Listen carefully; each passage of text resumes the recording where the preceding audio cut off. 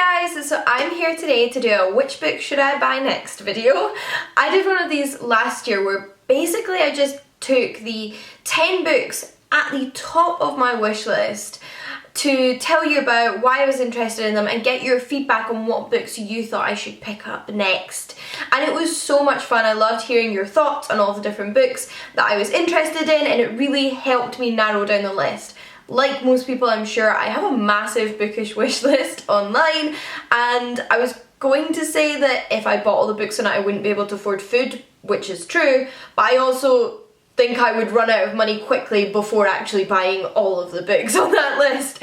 So kind of narrowing it down a little bit with your feedback is really helpful, and particularly since these sort of top 10 books or best books of the year videos have been going up all over Booktube, it's grown, and I wanted to share with you the 10 books that I'm kind of most highly considering at the moment and see what your thoughts were, what ones you thought I would enjoy, what you felt about those books, or what ones you'd like me to see me review.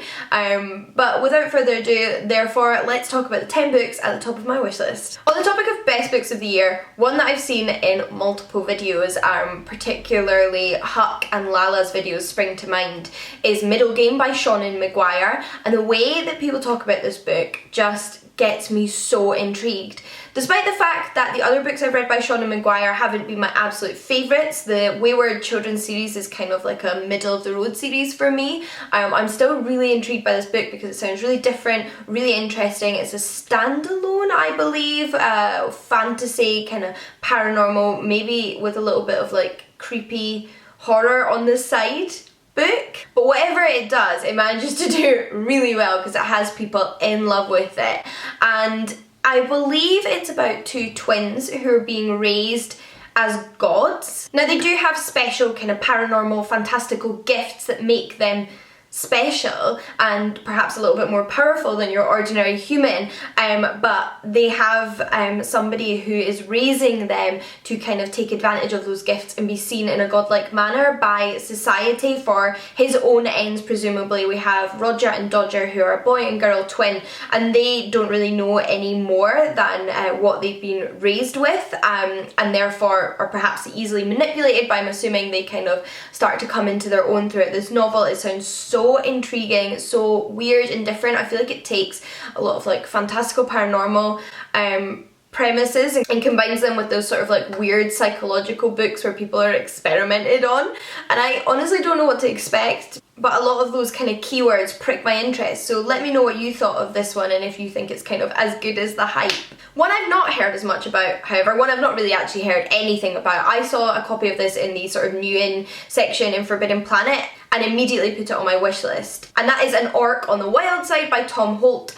Now I put it on my wish list because I've read a few of Tom Holt's books in the past. They can be a little bit hit or miss. He has a really weird and wonderful sense of humour, and his books are very much like contemporary comical fantasy, which I adore, but I think sometimes that tone can also end up a little bit messy. But even when his books are messy, I still enjoy them and still manage to laugh at them, and when they manage to still string a plot together at the same time, they're even better, and I cannot put them down. So when I realised he had a new book out that was also about orcs, which seems to be an increasing trend, the kind of nice orc protagonist in a fantasy novel, I knew it had to be on my wish list, and if I do pick it up I just have to hope that it is one of those ones that really like knocks it out of the park from his catalogue. But like I mentioned, this is about a good orc who has a reputation for being sort of like king of evil, and he's kind of sick of it because that's not really him, that's just the role he was forced to play, and therefore he decides to move into the human realm and pursue a kind of ordinary life where he's not treated with this kind of like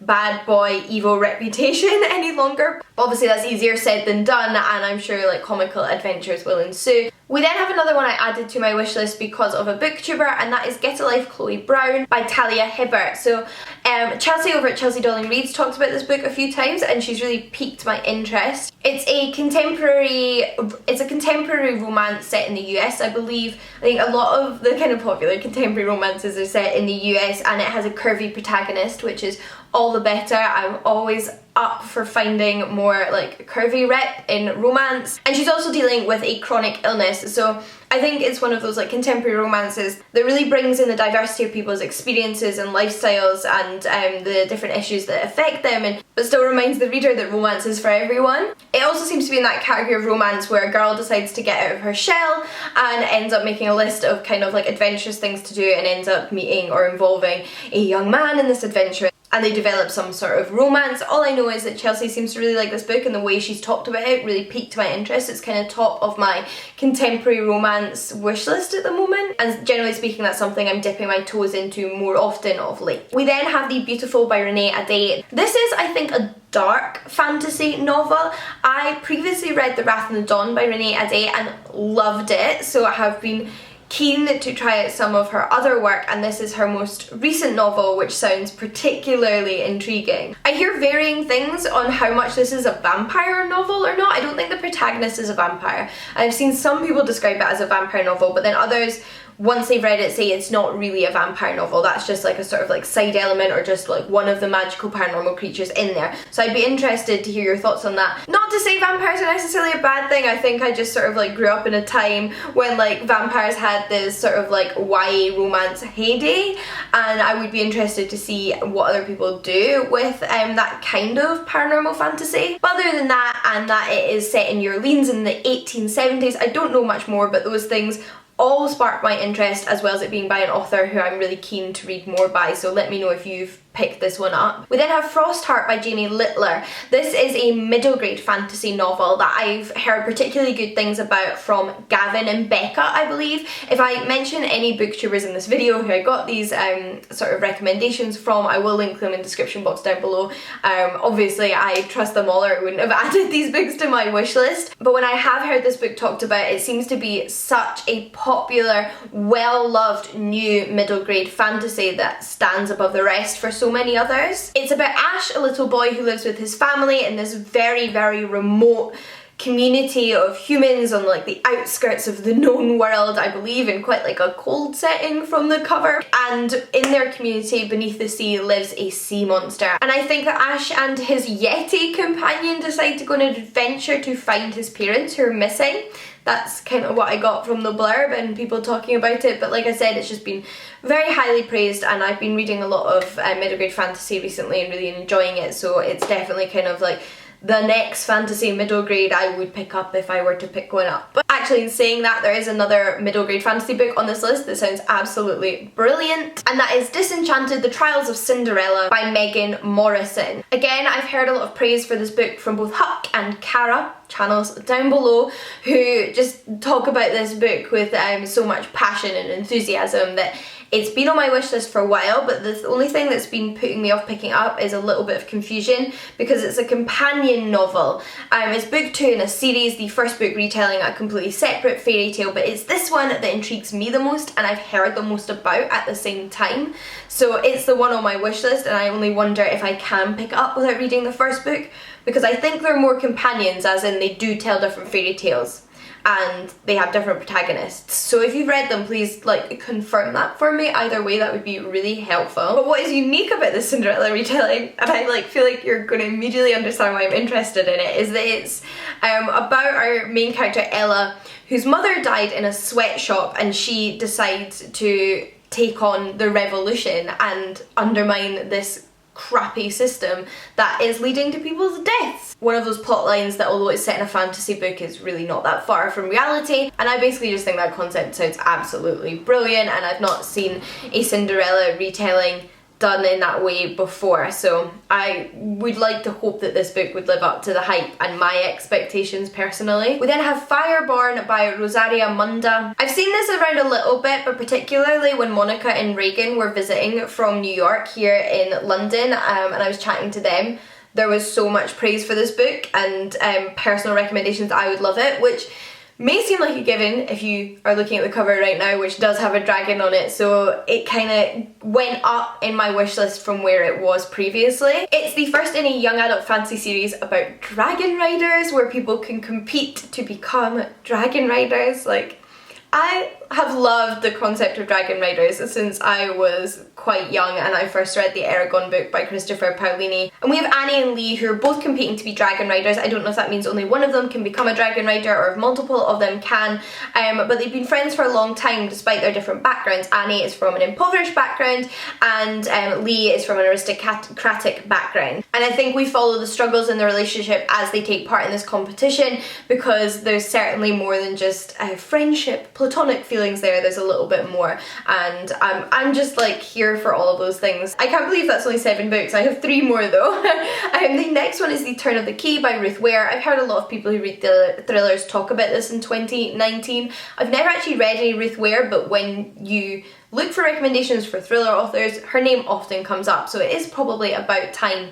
And this latest of her work seems to be incredibly popular. I believe the title is a play on The Turn of the Screw, but I'm not sure if it actually has anything to do with that. But what I do know is that this book is about the potential horrors of a smart home. I feel like that is like been such a classic sort of horror thriller concept since the kind of like early days. Did anybody used to watch Diagnosis Murder? Because I vividly remember there being a Diagnosis Murder episode with a smart home that murders someone or is used to murder someone. In this story, a nanny is accused of killing her charges, so like the young children she's been engaged to take care of in this smart home, and it flits between time periods before and after the murder, and it does sound really interesting. I do really enjoy like a sort of like dual time narrative in a thriller. I think it's a really interesting way to unfold a mystery, and like I said, I've just heard really good things about this. We then have a book by an author who I'm already a fan of, and this isn't like a new book to my wish list that sort of appeared as of 2019,